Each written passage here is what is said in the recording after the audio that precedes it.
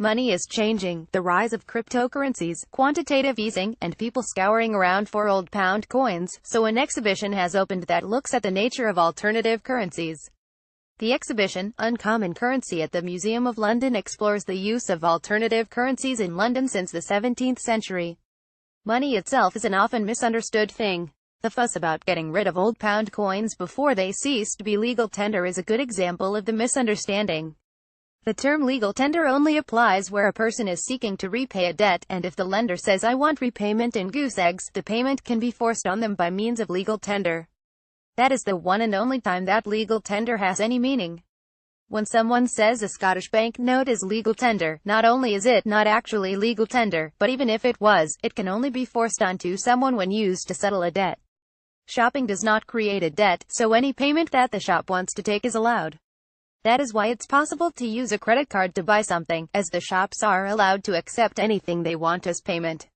Yes, shops are free to accept old pound coins, if they want to. The recent media fuss was more about using fake news to get old coins out of circulation fast, rather than any practical impact on consumers hoarding worthless coins. It is the very narrow, and to all intents, rarely enforced definition of what is legal tender that lets uncommon currencies exist in the first place. From early tokens to modern Brixton pounds, they exist because hardly anyone ever needs to use currency as legal tender to settle a debt that the lender wants settled some other way. Currencies have also been political, not just Marx and his misunderstanding of wealth creation, but as emblems of protest themselves. When the founder of the London Corresponding Society was arrested for campaigning for votes for all men but not women, his acquittal was marked by the use of celebratory tokens, which became a form of alternative currency that fellow radicals used to trade between each other. When the suffragettes started their own fight for votes, pennies were defaced with the slogan "Votes for Women," so that their message would be spread by people shopping. The suffragettes chose to deface low-value coins so their political message would circulate more widely.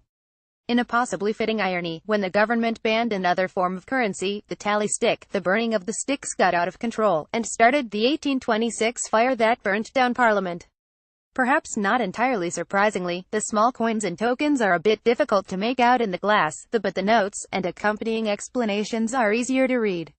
The free exhibition is next to the main entrance foyer and open until the 21st of January 2018. What's on in London today or tomorrow, or this weekend?